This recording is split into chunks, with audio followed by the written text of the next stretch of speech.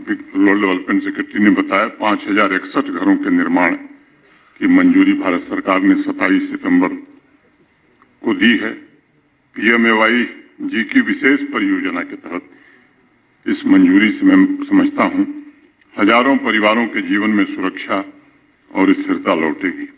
एक नया घर परिवारों को आर्थिक स्थिरता पुनः प्राप्त करने में सक्षम बनाता है और मुझे विश्वास है इससे प्रभावित परिवारों की खुशहाली वापस लौटने में प्रशासन मदद कर पाएगा। आप जानते हैं कि लगभग 1 महीने तक जम्मू संभाग ने प्रकृति की विभीषिका को जिस तरह झेला, अनेक लोग बताते हैं कि ऐसा हमने देखा नहीं था। इस संभाग का हर एक जनपद बुरी तरीके से प्रभावित हुआ है। लोगों के घर, संपत्ति, सरकार के बुनियादी ढांचे का बड़ा भारी नुकसान हुआ है। परिवार के सदस्य की तरह प्रशासन, हम सब लोग सरकारी सहायता के अलावा अन्य संसाधनों से कैसे लोगों के जीवन को पटरी पर लाया जा सकता है, इसकी शिद्दत से कोशिश की जा रही है।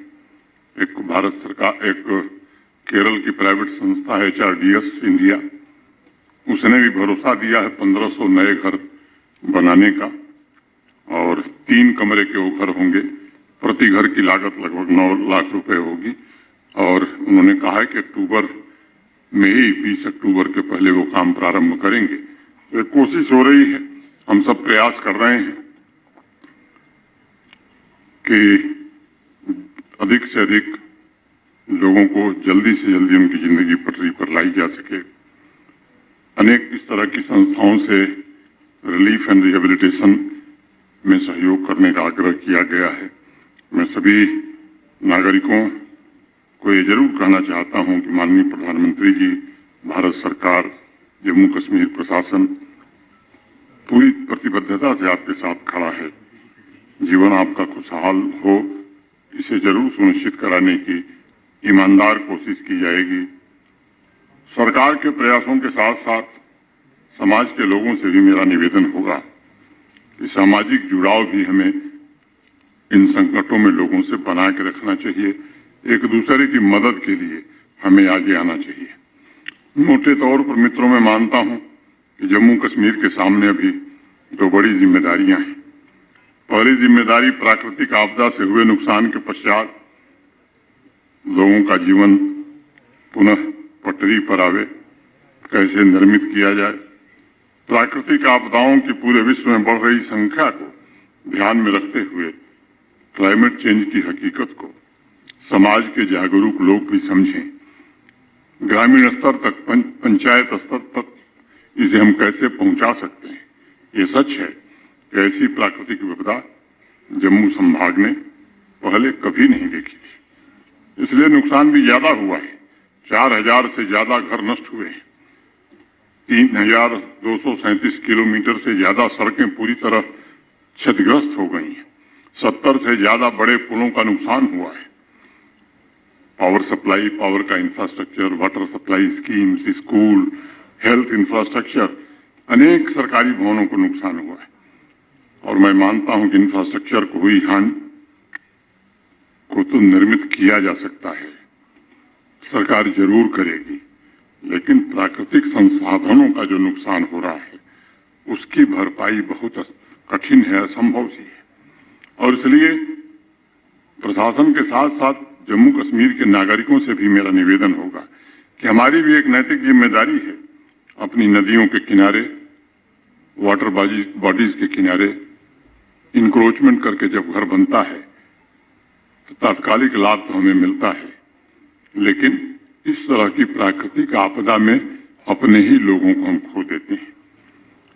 अधिकारियों से भी मैं अपेक्षा रखूंगा कि इस पर सतर्क दृष्टि रखने की आवश्यकता है। कानून सबके लिए है, लेकिन कानून का सही स्तर पर मानवीय संवेदना के साथ जमीन पर पालन हो, ये देखना मैं समझता हूं कि ये सबकी जिम्मेदारी होनी चाहिए। इस अभियान में प्रशासन से ज्यादा भूमिका समाज के जिम्मेदार नागरिकों को अपनी निभानी होगी। अपने अपने इलाके में प्राकृतिक संसाधनों पर जबरदस्ती जो कब्जा हो रहा है, इंक्रोचमेंट हो रहा है, उसके लिए एक वातावरण तैयार करना होगा। ऐसे इंक्रोचमेंट को हटाने की कोशिश जब प्रशासन करता है तो बड़ी संख्या में लोग सड़क पर आकर विरोध करते हैं, लेकिन ये जो हमने तबाही देखी है, मुझे लगता है कि ये आपको एक अवसर देता है कि आप आत्ममंथन करिए। स्वच्छ विजयोत्सव के द्वारा रूरल डेवलपमेंट डिपार्टमेंट ने पब्लिक स्पेस की सफाई, अमृत सरोवरों के किनारे प्लांटेशन, सफाई मित्र सुरक्षा शिविर, श्रमदान, ऐसे अनेक सराहनीय इनिशिएटिव लिए हैं। इस अभियान में आज 29 तारीख है, 2-3 दिन का समय शेष है और मुझे लगता है कि अभी जैसा बताया गया, गांव में जाकर जागरूकता शिविर कैसे हम आयोजित करें ताकि गांव के लोग अधिक संख्या में भाग लें। सभी नागरिक पर्यावरण संरक्षण के बारे में कैसे जागरूक हों। सेक्रेटरी फॉरेस्ट एंड इकोलॉजी हैं, उनसे भी मेरा निवेदन होगा। और मैं समझता हूं कि ये जो काम है किसी भी कल्याणकारी योजना से कम नहीं है। वाटर बॉडीज, तालाब के रिवाइवल का प्रयास पिछले 3 वर्षों में हुआ। क्या इस जागरूकता अभियान में उन वाटर बॉडीज, तालाब की मैपिंग करके उनका डिटेल भी हम बना सकते हैं। बैक टू विलेज कार्यक्रम के दौरान सॉलिड लिक्विड वेस्ट मैनेजमेंट का जो अभियान शुरू हुआ था, उसकी क्या स्थिति है, क्या उसका एक डेटाबेस हम बना सकते हैं। इस शिविर के द्वारा वेस्ट मैनेजमेंट की उन प्रैक्टिसेस का फॉलोअप भी हम ले सकते हैं क्या। इस बात का हमें ध्यान रखना होगा कि क्लाइमेट चेंज और एक्सट्रीम वेदर इवेंट्स ये हमें खतरे की घंटी बजा रहे हैं, हमें आगाह कर रहे हैं कि प्रकृति को हमें सहेजना पड़ेगा। संसाधनों का क्षरण हो, उसमें हमारा योगदान नहीं हो, इसको कैसे कम कर सकते हैं, इसमें हम सबको आगे आने की जरूरत है।